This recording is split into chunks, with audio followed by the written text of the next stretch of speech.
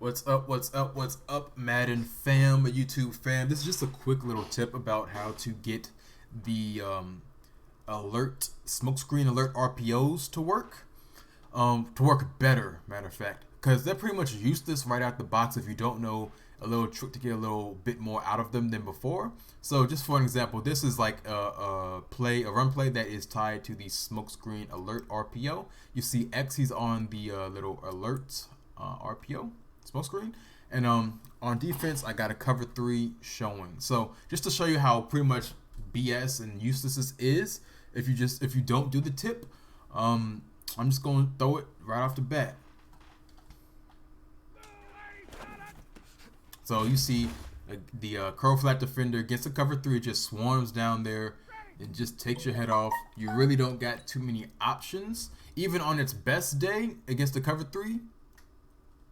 You see it develops really slow. Let's say this guy wasn't here and it's another coverage, and you still have this guy one-on-one. He's on it really quickly. He sees it develop, and even if this goes how you want it to go, you're still getting probably 3 yards at the most before contact is made.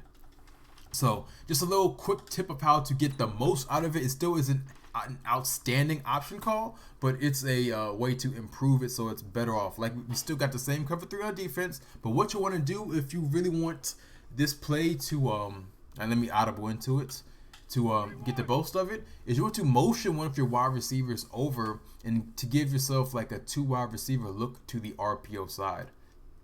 And what ends up happening, especially against cover 3, is you kind of get just a regular screen action, which you'll see an example real quick.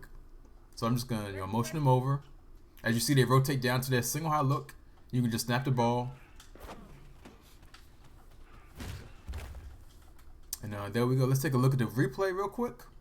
As you can see, it's a stark difference. You motion the guy over, the slot wide receiver now. He takes on the curl flat defender who smacked you in the face in the first example. He takes him on, handles him. Actually, this is a really bad blocking comparison to times I've run it before, but it's live. When you turn on the recordings, things start happening a little bit different. But you get the block, and you have options now. And even the defense is the defense from this corner is different because, as you saw before, he reacted a little bit quicker. But in this scenario, he's way further back. Now, let's say, like I said, you're gonna have 3 yards before contact. This is the 3-yard mark. Contact still hasn't arrived yet. You've gotten 4 yards. You've gotten 6 yards. Now the potential for contact is here, and now you have a chance to make this guy miss. You're one-on-one, and a potential bigger play can happen from this. So let me just run it one more time just so you guys know it's not fluke, and we're still in a cover 3 on defense. And let me audible into it again because it wasn't the play that I came out in. Just sharing this news for you guys just so you can get better at the game.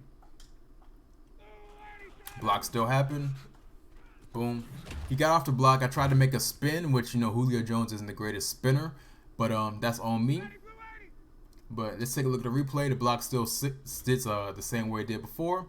He just got off the block. He shed the block, but you still have the outside. You're still able to get outside leverage on him, and contact would have been made at 5 to maybe 6 yards if I didn't spin. But I spun, and things happen. Still end up getting about 4 3/4 of yards, maybe 5 yards on a good day from a good spot from the rough. But there we go. But like I said, you want to motion the guy over to give yourself the best chance to make this play work.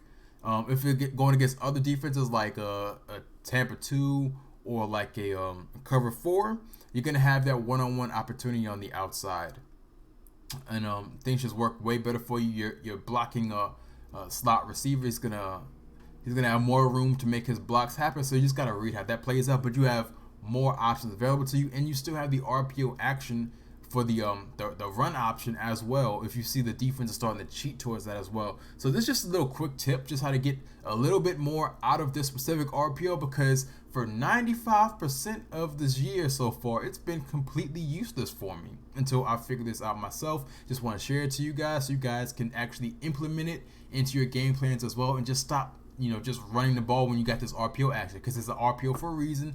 Use the pass option, guys. So if you have Colonel, if you like this video, go ahead and thumbs it up for your boy. If you love to subscribe to your boy, I greatly appreciate it. I'm out.